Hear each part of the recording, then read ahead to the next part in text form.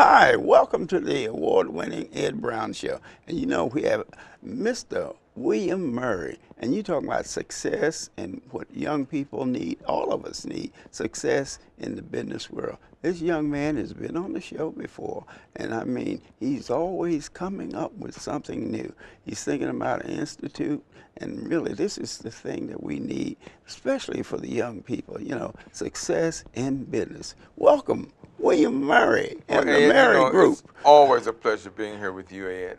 It's just one of the vital parts of me being out in the public. It's when I get a chance to come and spend some time with you. Well, just tell us about, you haven't been here lately, but you got some things working. Tell us about the new things that you're working. And then what we want to do, we want to go into the way to be successful in business. Well, Ed, I've been working on a project, and I've still got my legal team putting everything together, dotting the I's and crossing the T's. And from being out in public and speaking all across the country in front of corporations and companies and universities and these organizations and churches, the same question keeps coming up. What do I do first, or what do I need to do? How do I get these classes? So it dawned on me that you could take everything you need, because when it's over the course of a period of time, you have a tendency to forget a lot of things. And it's not a hands-on, do what needs to be done to get you to know and do what it is you need to do and know. So I've been working on putting together an institute, and it's going to be where you can come in and take a class, well, the whole course. And when you leave within a 1 to 2 or 3 week period, you're set with your business. So when your doors open, you are so far advanced over just saying, I want to start a business, this is what I want to do, this is where I'm going to put it. The information, see, it's the little things that make you successful or fail. It's really not the big thing, it's the little things. And so it's the little things you got to learn and you got to know in order to grow.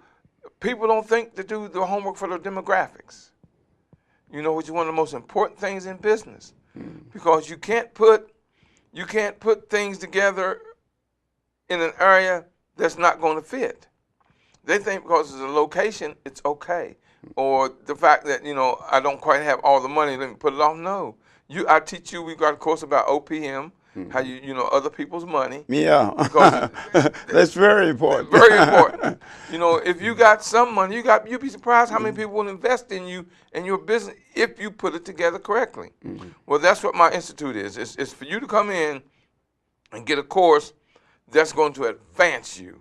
I've got all these professors, all these experts that's going to be part of my institute. That's going to give you and teach you everything you need, and it's not going to take 2 or 3 years or 4 years for you to get all of that. It's going to just take a matter of 2 or 3 weeks. I admit it's going to be very intense. You're going to be moving at a good pace, but it's going to be a learning pace. And it's definitely going to be a hands-on. Because when you leave there, it's like you've already had your business open and you know what it's going to take and what you need. A lot of things that people, they go to school and these come up with various degrees. But one thing that, most of them don't know is financing. What about the financing aspects of it?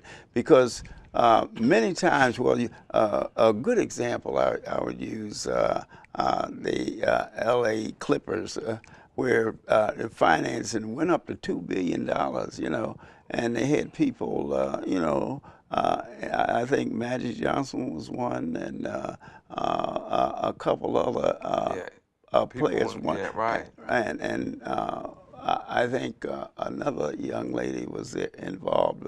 But anyway, what people don't understand, a situation like that, when the people really don't have the money on hand, they have investments that they use to secure things like that. And one thing, Ed, that I've learned and I've used it. There are people out there who are looking for people to invest their money in. They are looking for little small businesses that need a hand. And when it comes to financing, I've got 2 experts on financing that's already waiting. They're just waiting for me to finish dotting the I's and crossing the T's. You have to know finance. That is a must. Yes, right. You've got to know the profit side. You got to know the downside. Just when it comes to financing, you have to know everything that has to do with figures. Well, what do you think? You get ready to you analyze the business, and what do you think? What about the starting point? Some people say, well, I need 100,000, 200,000, 300,000 to really be in business, whereas I can sustain failure. Because what happens, and people are usually not ready for this, is that failure. You're going to have more failure before you have any success. Normal, they tell you, and in business, you got to look at a 5-year cycle. Okay, you got to think. The first 5 years are your hardest years. Most of your companies, small businesses, or large, they fold within the first 5 years. If you can survive the first 5 years and grow at a pace that's not too fast and above your means, you got people out there not talking about. I was just coaching a young lady, and she's trying to put things in the Walmart stores. So I was explaining to her that you've got to be prepared to put tens of thousands of pieces in a store, because when they buy things in bulk, sure, you can't be thinking small and go to a very large and not having the finances and the wherewithal for your supplier to be able to supply if you get it. And the thing is, when you go, you have to be ready. You can't tell them, well, oh, give me 6 months. Because in 6 months, how many people have they gone through that's looking to do what it is you were waiting? So you put yourself off and say, when you go, be ready. That's what the Institute is going to be about.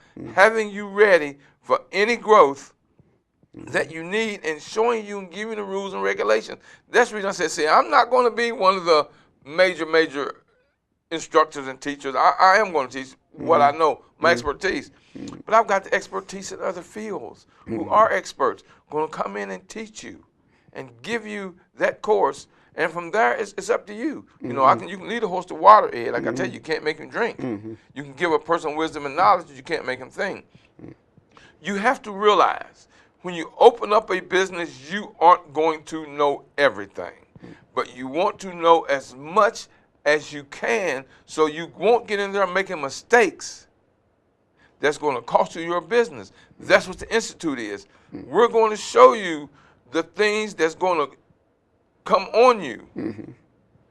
So like I said, you go to someone who's done what you want to do so they can tell you about the mistakes not to make. Don't get in your business making mistakes that aren't necessary. You aren't going to know everything that's going to take. Go somewhere and learn it. That's what the Institute's going to be. And it's going to be where you can take it online. Oh, good. We can come to your city and do it if you have a class, a number of people that's large enough for us to do. I mean, it's not going to be stationary because I'm putting it together in a manner where I can go and I can teach it to different areas. If your company's big enough, if your church is large enough, if your school wants this course for their students, I can do that. Well, tell me this. You mentioned student. What about, how do you entice young people today to prepare themselves for the business world? You know, usually they are not. They have false ideas about they can do it themselves. What about working together with other people to forge ahead? You know, one of the best things ever happened to me was this past year when I started mentoring in high schools. And I was teaching the kids 15, 16, 17 business. And I learned as much as, they taught me as much as I taught them because I was looking at what they didn't know compared to what they thought they knew and not realizing that, you know, everything is not made in the USA, that everything is not as it seems. And when I was showing them and breaking down what it took to run a business, even the smallest business, and I took a small business, showed them, like when I had my clothing store, I went and bought one of my books in from years ago and showed them my records from my daily store, and showed them that it took $10,000 a month for me to keep that store open, as small as it was. Because if I sold something, I had to replace it. And they didn't understand that. And so that's what it is. Even in your network marketing, you know, there's a way to and a way not to succeed in network marketing. And that's one of the largest growing fields. It's network marketing. It's network marketing. Walmart shows you that, huh? Yeah. Because that's the way they deal with network marketing. Yeah, and it's just that competition. They don't think to look at their competition. See, they think, well, I'm going to do this. You got competitors out there. There's competition. Even if you're an inventor, there's competition. You got to know what the patent, and I mean, it just entails so much when it comes to business that, like I said, it's the little things that you got to know that's going to make you succeed. Patience. Don't rush your business. Patience. And the other thing too is you have to make sure that you keep your books. You know, a lot of people have a tendency to, you know, they get $2 over the profit and they want to spend it on something else. How do you feel about having excess amount of money when you in a business? What do? You have expenses that you take out that you talk about for the whole year, or do you do it daily, or how do you work that? One of the things they're going to learn is when you're starting a small business, there is no excess money. So there's such thing as excess money. Because Murphy's Law, if it can go wrong, it will go wrong. Murphy's going to visit you. Because like I tell them, one of the things I always teach, although it sounds like in jest, but it's a true fact, that Murphy at all times in one of three places. Murphy is a problem. See, Murphy's in one of three places. He's either in your life right now as a problem, he either just left because you just solved it, or he's coming down the street and knock on your door talking about, hello, guess who? It's Murphy. So at all times he's one of three places. So there's no such thing as excess money because Murphy's going to visit you in one way or the other. And you got to be ready for it. And then the excess money is money you put aside for if you do succeed, that you got the money for growth. Okay, well, give us some idea of 1, 2, 3 as far as starting a business. Do you do the research on it, and just take us through those steps? Research is very important. I'll tell you, you got to do your research and your demographics. That's part of your research. The community, the number, the amount of money that's coming into that area, the income of the families in that area, your competition that's in that area, your financing. Sit down and figure out what it's going to cost you for your rent, your utilities, your electric, your phone bills, and et cetera, and et cetera. And then you work from there. And you work from there. Like I keep saying, Ed, I can't stress enough, and you're going to hear me say this over and over. It's the little thing. It's just the little things. So when do you think this institute, you're going to get it involved? In a few seconds there, got to take a break. Okay. Well, Ed, it's in its, let's say it's in its 9th hour. In the 9th hour. Okay, then you'll be back on to tell us this. I'm going to bring in, when I get ready to let everything out to the public, I'm going to bring it to you and let you. And so that I'm interested in young people thinking in terms of businesses now. Because see, we live in a capitalistic society, and what's so very important is that we become a part of the economics of this country. And we got to start somewhere, and the young people are there. Hey, this has been Ed Brown. See you in a second. You can say with me, imagine what you'd see if every child had a book to read. So the mission is for us to get a book to each and every child. So let's join hands, book people unite. Unearth hidden passion. Come on, we'll have a good time. One book can be the first thing that helps to change a life. Book people unite. Read to a child today and spark a lifetime of ambition. Welcome back. Hey, we got William Murry, the Murry Group. I mean, this is a fantastic group that's, you know, getting involved in the capitalist society of this country. Oh, tell us more about how you're going to. Are you going to the universities and get involved, or just how are you going to work that, or just? We're open Ed, to almost anyone that is in need of our service. Because everything, even in businesses. So you got to be futuristic. So I'm looking and thinking futuristic. Okay. Because everything now is online. Online, right? Everything. Online. And that's I just saw this program they did on malls and how many malls are going to close in this country in the next 2 years. And I'm thinking, wow, because people are starting to shop online. They don't have to go to the mall. Well, that's it. What effect is online going to business? What effect is going to have on the walk-in stores? You've got to realize and think this out, whether or not what you're going to do is going to be beneficial for you in the future. Futuristic. You got to think in the future. Is it something that you can do now and grow? See, there's growth in everything. But you got to look at how society and everything is changing. Is it going to fit for what you're doing? Because you can't go do yesterday's stuff today. Right. That's like somebody coming up, you say, hey man, you say, well, call me, and you say, well, or leave me a text. Somebody say, well, no, here's my beeper number. well, then it's important that individuals become computer literacy, because everything is around the computer and the internet. And what about competition that you have on the internet? How do you deal with that? Well, like in my case, I'm not a techie person. I mean, I can do things on the computer. I am above a lot of people. Right. The average person, I do know a little more than them. But I got an expert that handles that. Is that? What's the saying you hear me say all the time? Well, those who know why, hire those who know how. Yeah. I know why I need him. His expertise is, so I'm hiring him to do. I didn't do my website. I don't mess with most of my social media. You have experts who was an expert that's in my organization. Yes. So don't be afraid to spend money, because now little money makes big money. A lot of things people say, well, I don't want to spend the money. But if you give this person, let's use a round number, say $500 to do something for you.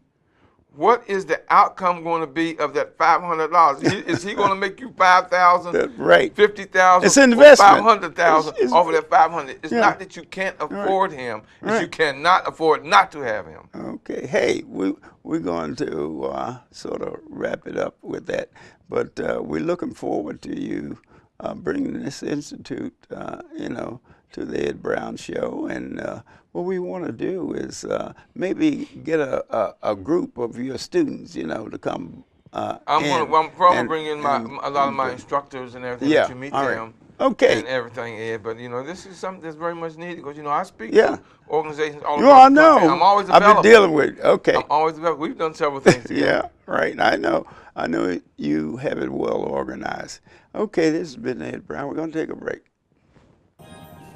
Can you consent with me? Imagine what you'd see if every child had a book to read. So the mission is for us to get a book to each and every child.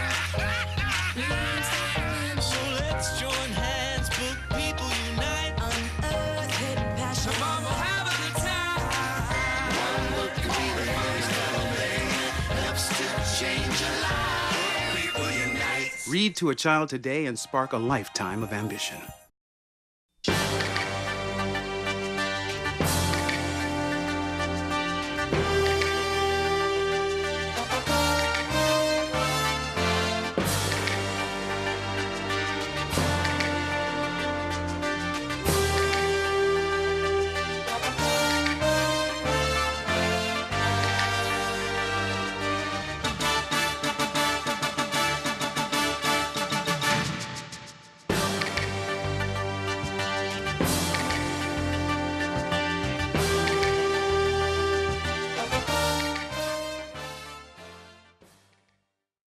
Hi, welcome back to the award-winning Ed Brown Show. We have Adrienne Fipes here. She's going to tell us about soul power. She's a soul power coach. I don't know what it is. Adrienne, tell us about it. Thank you. Thank you for having me. Soul power is something that I like to say lives in all of us. And I like to help people bring that out of them. When they are living in their soul power, they're making better decisions based on their life purpose. Okay, give us your background. Well, my background is really in organizational development, psychology, leadership development. So I am an executive coach by profession. Is that psychiatry? It is psychiatry. It's behavior modification. What makes people change? Yeah. You know, what's getting in the way of you being where you want to be. And I love working with people so that they learn to pay attention to themselves and make decisions based on what's their highest purpose. Oh, good. Tell us about the 30-second challenge. Well, my 30-second challenge is the fun way I like to introduce myself to people. So I work with 12 life areas. You know, the part of the reason why I'm not an executive coach working in corporate is because I like to look at your entire life. And so the 30-second challenge has 12 different life areas. And the challenge is for you to think of the most important things you want to do or experience within the next 6 months, and then put those cards in order according to priority. But I give you 30 seconds to make that decision. 30 seconds. Oh, wow. Make a decision on what I'm going to do in the next 6 months. Absolutely. Because when you are clear on your purpose, you can make better, faster, more meaningful, more satisfactory decisions that are bringing you the results that you want in your life. In 30 seconds. Well, if you are clear on your purpose, you can. Well, how do you get clear on your purpose? That's one thing I love to do with my That's what you clients. do. That's what I Right. do. I take them through a process where we go through a series of activities, and when we are finished, they have a life purpose statement, and it says, my life purpose is to something. And that life purpose describes how they show up in all 12 of their life areas, and it's kind of like a shorthand statement to remind them of who they are when they're living at their best, and to make decisions based on that. So you either are living on purpose or you're not, and if you're not, you know exactly how to get back on purpose. Well, how would you get back on purpose if when you get off? Someone helps you with that, or that's your job? Well, yeah, that's funny you should ask that. My job, I see my job as to help you learn how to get back on purpose, Right. so that you can do that Well, without. you need help, you know. Well, initially, Yeah, yeah. initially so you need help. I have some very practical tools that I give to people. Like what? Well, we look at once we have your life purpose statement, we look at the difference between what you say you want to do and what you're actually doing. So how are you holding yourself accountable? How are you making decisions about your priorities? Where are you making decisions about where you're spending your time? Okay. I work at McDonald's. I want to be an astronaut. Okay.